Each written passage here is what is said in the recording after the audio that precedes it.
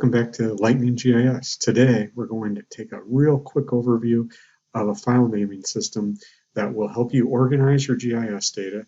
It will help you know exactly what a file is when you look at it and how you created that file in GIS, and it will help you troubleshoot GIS problems, all just by being a little more deliberate in the way you name your files. So let's get started. One of the big advantages of geodatabases is you have a lot of flexibility in how long your file names are.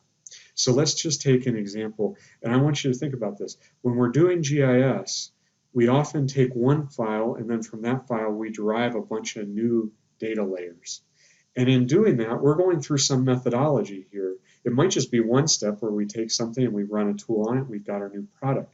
But sometimes we go through a bunch of steps. Whether you're doing one step or 20 steps, I'm a big advocate of naming your files such that you can look at the file name and know exactly what you did and where that file came from. This is like if you're doing chemistry, keeping detailed notes in your notebook about what chemicals you've added together and how you mixed them and how long you took to let them react and so forth.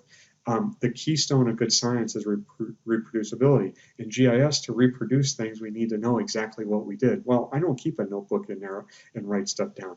I keep all that information right in the file name. Let me show you how. So let's say we have our original file, and the file is Greene County _DEM 3 meters. I think probably that's logical to most people that that's a 3 meter resolution DEM of Greene County. Greene County is where I live in Missouri. All right. Now, I'm going to run the aggregate tool on that. Now, the aggregate tool takes a raster, like a DEM, and reduces its resolution.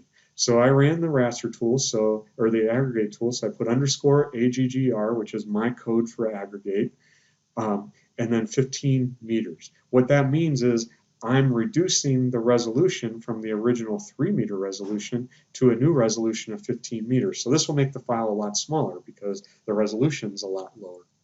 Then I'm going to run the fill tool. So I just append the name fill at the end. Now here, I just accepted all the defaults for the fill tool. I didn't choose any unique parameters, so I didn't indicate. But if I had, I could put those in there like I did the 15 meter, which was the aggregation amount for the aggregate tool. Then I'm going to run flow direction. So I put that on at the end of the name.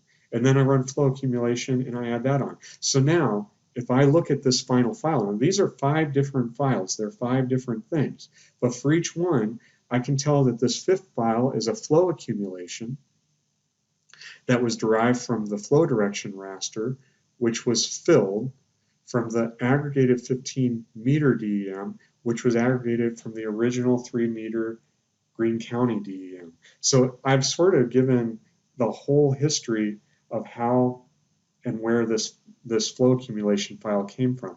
Now, there's advantages here. One, I know by looking at this exactly what that file is and how I created it, and I could easily reproduce it in the future just based on that name. But the other thing is when you're troubleshooting, when GIS doesn't work for you and you're pulling your hair out, like what went wrong, you can look at this and maybe why is flow accumulation not working? Well, maybe it's because you didn't already run flow direction. You can't run flow accumulation unless you already have the flow direction raster.